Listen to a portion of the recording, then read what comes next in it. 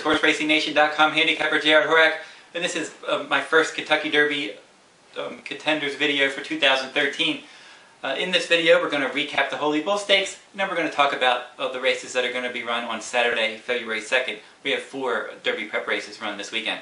Let's go back to last week's Holy Bull Stakes. In that race, your 2-year-old champion Shanghai Bobby returned to make his first start as a 3-year-old. He was the overwhelming favorite in that race, and he figured to run a good race. The horse is showing early pressing speed, breaking from the inside 3 posts, dominate a mile and a 16th races at Gulfstream Park. Shanghai Bobby broke from the rail, set the pace under Rosie Napravnik, but he wasn't able to hold on late. His lack of stamina kind of showed up late, just like it did in the Breeders' Cup Juvenile, when he kind of got tired in the late going, came home very slow, but he was able to hold on in that race by a nose. This time he wasn't able to hold on. Itsmyluckyday, who was always well positioned, was just ready to pounce on him in the stretch, and he did just that. And he won nicely by 2 lengths, and he earned a strong buyer speed figure of 104. Itsmyluckyday clearly likes Florida. I think that makes him 4 for 4 in main track races in Florida. Twice he won in Calder, and then at Gulfstream Park he won the Gulfstream Park Derby on January 1st. Then he came back and he won the Holy Bull. So he clearly does his best work in Florida. He really likes Gulfstream Park. It's just a question of is he going to be really a Derby contender? Is he going to be able to go 10 furlongs? I'm not sure about that. But right now in January he's very strong, and he's quick too. He's earned some nice speed figures. He's a good solid Derby prospect right now. They're going to give him some time off. The Florida Derby will be his next start. The same with Shanghai Bobby. They're supposed to rest him and then run him back in the Florida Derby as well. But I really don't think Shanghai Bobby is a serious Derby threat. I dropped him out of my top 10 list, actually after the Breeders' Cup Juvenile, because he came home so slow and he had distance limitations, and I think he proved that again in the Holy Bull. Now, Frack Daddy, who was my top choice in the Holy Bull, he ended up grabbing a quarter in that race. He never really fired. Not sure when it happened during the running, at the start, in the middle, or at the end. Just not sure about that. But that probably affected his performance on some level. Burn Identity had some trouble, but he had some trouble in the Delta Jackpot as well. So that's back-to-back trouble trips for him. And then Dewey Square, who was a promising colt for trainer Dale Romans, and never really got involved. Now, since Frack Daddy and Dewey Square didn't run well, it's making that Kentucky Jockey Club Stakes possibly not look that strong.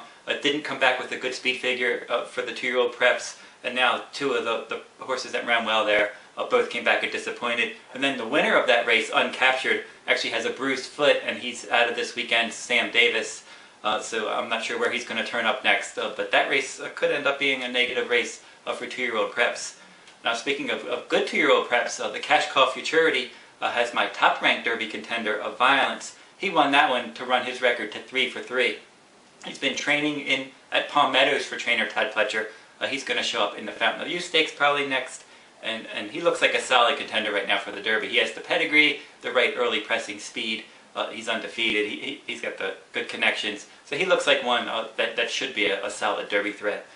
Another strong 2-year-old prep, I think, was the Remsen Stakes. Overanalyzed for trainer Todd Pletcher won that one, and that one earned a strong speed figure. Normandy Invasion was second for trainer Chad Brown. The Normandy Invasion is probably going to show up in the Risen Star Stakes at the Fairgrounds for Chad Brown. And speaking of Chad Brown, he has 2 other horses that may end up showing up on the Derby trail.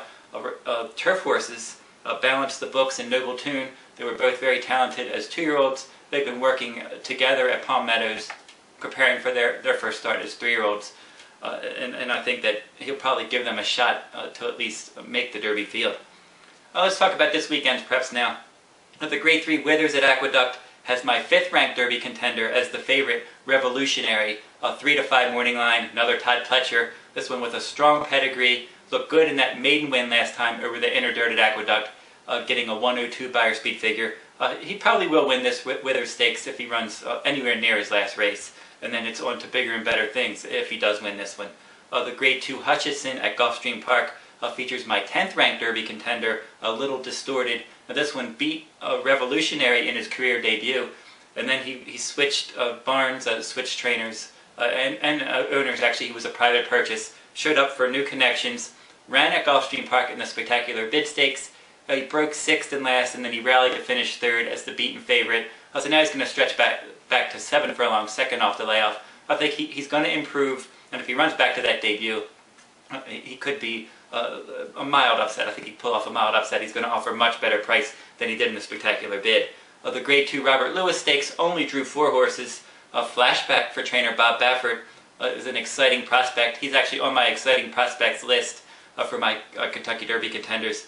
And a win here could put him in my top 10. Den's Legacy for trainer Bob Baffert. He finished 3rd in the Cash Call Futurity. As I mentioned, I thought that was a strong 2-year-old race. I thought it was probably the best 2-year-old prep. And Oxbow for Wayne Lucas has already come out of that race to romp in the Lecomte Stakes to prove that that was a strong race. So now let's see if Den's Legacy can come out and run a good race in the Robert Lewis.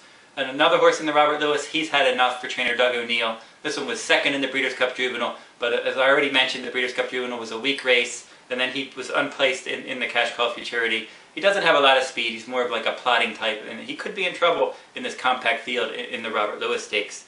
And then finally, the Grade 3 Sam Davis at Tampa Bay. Now, Dynamic Sky is your 9-5 morning line favorite for trainer Mark Casse.